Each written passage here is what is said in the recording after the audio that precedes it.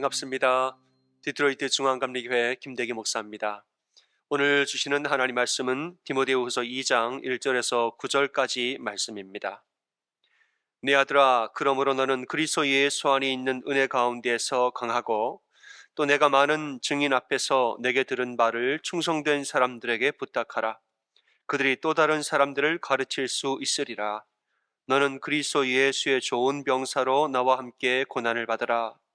병사로 복무하는 자는 자기 생활에 얽매이는 자가 하나도 없나니 이는 병사로 모집한 자를 기쁘게 하려 함이라. 경기하는 자가 법대로 경기하지 아니하면 승리자의 관을 얻지 못할 것이며 수고하는 농부가 곡식을 먼저 받는 것이 마땅하니라. 내가 말하는 것을 생각해 보라. 주께서 범사에 내게 총명을 주시리라. 내가 전한 복음대로 다윗의 씨로 죽은 자 가운데서 다시 살아나신 예수 그리스도를 기억하라. 복음으로 말미암아 내가 죄인과 같이 매이는 데까지 고난을 받았으나 하나님의 말씀은 매이지 아니하니라. 아멘. 오늘 우리가 읽은 디모데후서 말씀은 이제 네로 황제의 기독교 박해가 몰려오던 시절에 바울이 로마에 갇혀서 순교하기 직전에 썼던 바울의 마지막 서신이 디모데후서입니다. 대대적인 박해가 시작되면서 많은 성도들이 교회를 떠나고 그 가운데서 복음을 맡은 자들은 어떻게 살아야 하는가, 고난에 대해서 우리는 어떤 자세를 취해야 하는가, 또 그들이 그 다음에 받을 영광은 또 무엇인가, 이 말씀을 적은 것이 오늘 고린도후서 2장의 말씀입니다. 먼저 그리스도인들은, 복음을 맡은 사람들은 무서운 고난이 찾아올 때 어떤 자로 살아야 하는가, 바울은 세 가지의 비유로 말씀하는데, 첫 번째는 병사의 비유를 들어서 말합니다. 그리스도 예수의 좋은 병사로 나와 함께 고난을 받으라, 이렇게 말했죠. 그러니까 좋은 병사라 함은 자기 개인의 생활에 얽매이지 않고 나를 부른 자의 명령에 따라 움직인다 말했습니다. 핍박이 시작이 되니까 많은 사람들이 자신을 위해서 주님을 떠나는 경우가 많았습니다. 하지만은 복음을 위해 사는 사람은 주님을 위하여서, 나 자신의 안위가 아니라 나를 부르신 주님을 위하여서 기꺼이 복음을 감당하는 자라, 이 말이죠. 두 번째는 선수의 비유를 들어서 말하죠. 경기하는 자가 법대로 경기하지 않으면 승리자의 관을 얻지 못할 것이며, 이랬습니다. 그래서 법대로, 이 법은 하나님의 말씀이죠. 우리가 경주할 때 말씀과 상관없이 수단과 방법을 가리지 아니하고 1등을 취한 이런 사람들은 세상에서 면류관을 받을지는 몰라도 하늘의 면류관은 받을 수가 없다는 것입니다. 하늘의 면류관은 누구에게 주어지는가? 법대로 경계하는 자에게 주어지는 것이라. 하나님의 말씀대로 사는 사람, 말하자면 주님이 가라 하면 가고 주님이 서라 하면 서는, 이런 말씀에 순종하고 말씀대로 사는 사람들이 면류관을 받게 될 것이다. 세 번째는 농부의 비유를 말하고 있습니다. 수고하는 농부가 곡식을 먼저 받는 것이 마땅하니라, 이렇게 말하죠. 그러니까 수고하는 농부는 고난 가운데서 복음을 위해 사역하는 사람이 수고하는 농부입니다. 복음을 위해서 어려운 가운데도 열심히 씨를 뿌린 사람들, 이러한 사람들은 반드시 상급을 받을 것이다, 이 말이죠.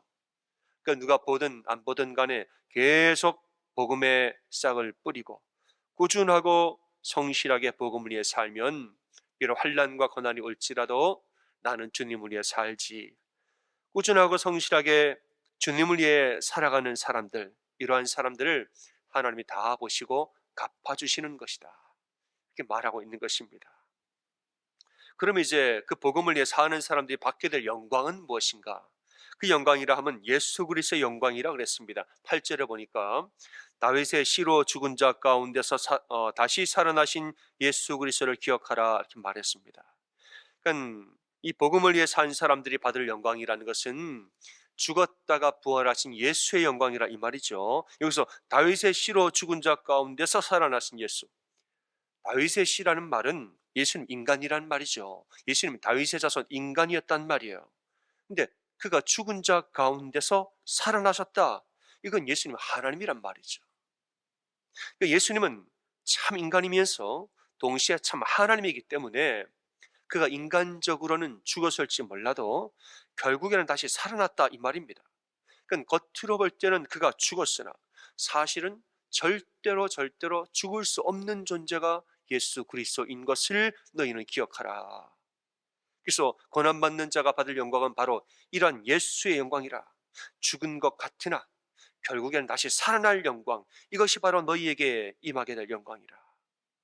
9절에 보면 복음을 전하는 바울은 감옥에 매인 바 되었으나 그가 전하는 복음은 오히려 점점 퍼져나갔다, 이런 말씀을 하고 있습니다.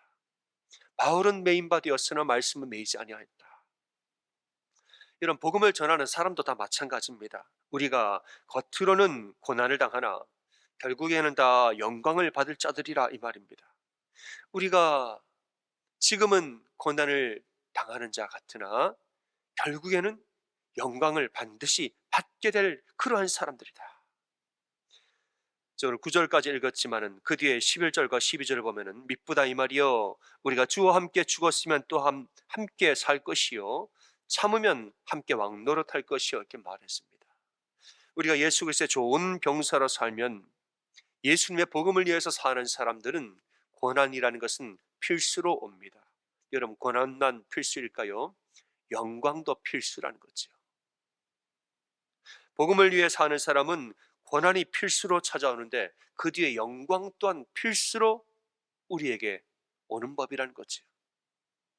고난을 받을 수밖에 없지만 영광 또한 받을 수밖에 없는 존재가 복음을 위해 사는 사람들이다. 이것이 우리가 받을 영광이라 말합니다. 그렇다면 우리가 받을 고난과 우리가 받을 영광, 이 정도가 동일한가? 고난을 10번을 받았으면 영광도 10번을 받는가? 그렇지 않다는 거예요.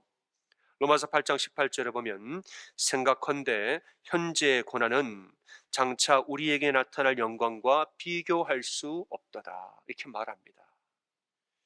여러분, 복음을 위해서 받은 고난, 그 뒤에 우리에게 주어지는 영광이라는 것은 비교할 수 없을 정도로 큰 것이다, 이 말입니다. 그러므로 우리는 어떤 어려움 가운데에도 복음을 위해 살고 복음을 지키며 살고 복음에 따라 사는 그런 그리스도인으로 살아야 한다, 이 말씀인 것입니다.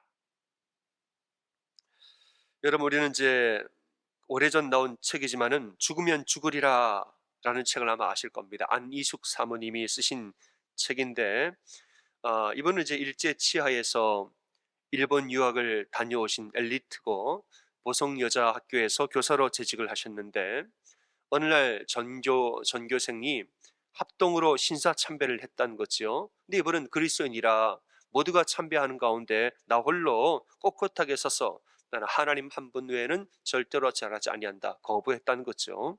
이 일로 이제 피신 도망자 생활을 하다가 일본으로 건너가게 되는데, 일본의 장관들을 만나서 왜 한국의 기독교를 박해하느냐 항의를 하고, 그리고 일본의 국회의사당에 돌아가서 여러분들이 한국인들에게 신사참배를 강요하면 일본은 유황불로 망하리라, 이런 전단지를 뿌리다가 잡혔습니다.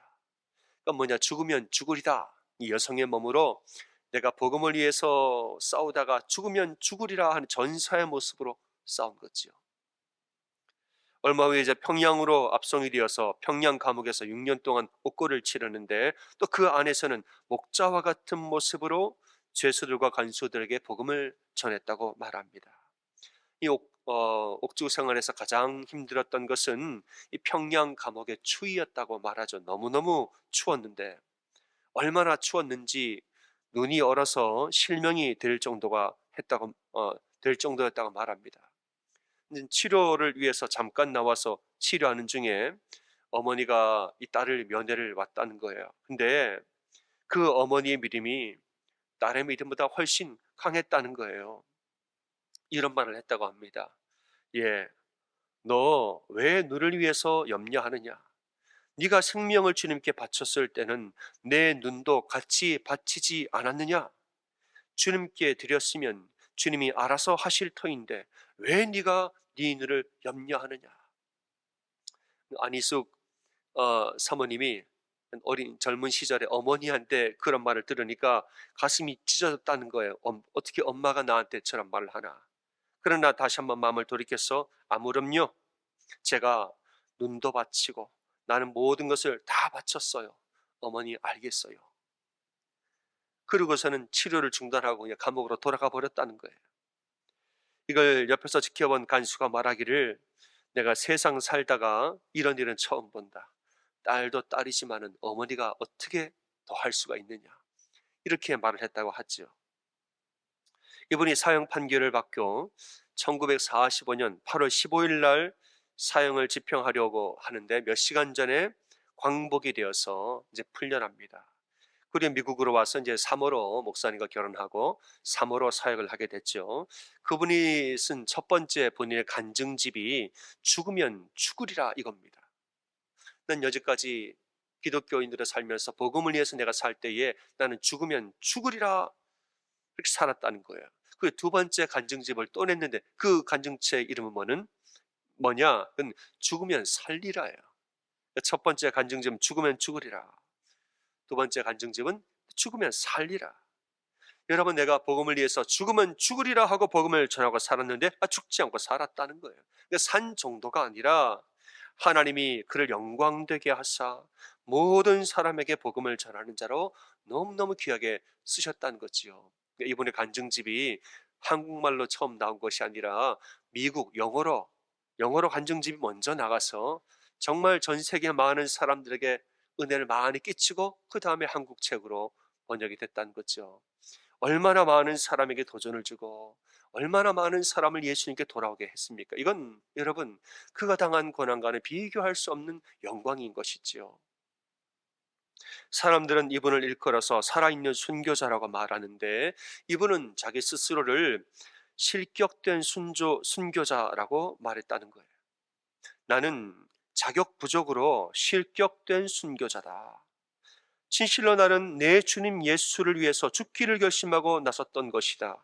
그런데 나는 내 뜻을 이루지 못하고 기회를 잃었을 때에 섭섭해서 몹시 울었다. 나는 복음을 위해 죽고자 하고 내가 사역을 했는데 죽지 않았을 때에 나는 슬퍼서 울었노라.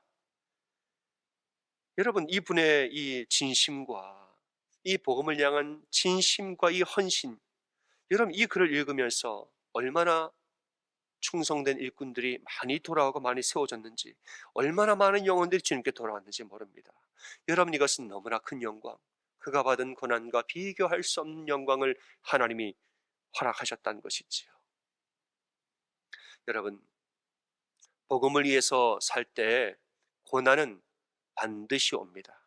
여러분, 너무 두려워하지 마십시오. 고난도 필수인데 그와 비교할 수 없는 영광도 반드시 필수로 온다는 것을 꼭 믿는 우리가 되시기를 소원합니다. 여러분, 고난이 올 때에 나를 위하여서 주님을 버리는 그런 사람 되지 말고 주님을 위하여서 좋은 병사로, 주님을 위하여서 좋은 농부로 사는 우리가 되기를 소원합니다. 우리가 당한 고난과 비교할 수 없는 큰 영광이 우리에게 주어질 줄 믿는 이 믿음으로 사는 그런 우리가 되기를 소원합니다. 여러분, 하나님의 말씀은 진리의 말씀입니다. 우리 하나님의 시건치 아니하는 분이라 우리를 향해 주신 하나님의 말씀은 그대로 다 이루어지는 것입니다. 우리는 분명히 고난을 받을 것이나 그와 비교할 수 없는 영광 또한 분명코 우리는 받게 될 것입니다. 여러분, 우리를 향한 이 약속의 말씀을 진리의 말씀으로 굳건히 붙들고 어떠한 고난이 와도 복음을 붙들고 복음대로 사는 그런 우리가 다 되어지기를 주님의 이름으로 축원합니다. 아멘. 함께 기도하겠습니다. 주님, 우리가 주님을 위해서 살 때에 때로는 고난이 왔지만 이 고난이 지나면 그와 비교할 수 없는 놀라운 영광과 능력이 우리의 삶에 또한 부어짐을 우리는 믿습니다. 주님, 환난과 어려움이 찾아올 때에 나 자신의 안위를 위하여서 주님을 떠나고 복음과 상관없이 사는 그런 자가 되지 아니하게 도와주시고 우리는 끝까지 복음을 위하여서 예수 그리스도를 바라보며 말씀을 붙들고 살 때에 우리의 삶에 놀라운 일을 행하실 하나님의 그 능력과 하나님의 인도하심과 함께 목도하는 우리 모든 성도를 다 되도록 도와주시고 인도하여 주시옵소서. 예수님 이름으로 간절히 기도드립니다. 아멘.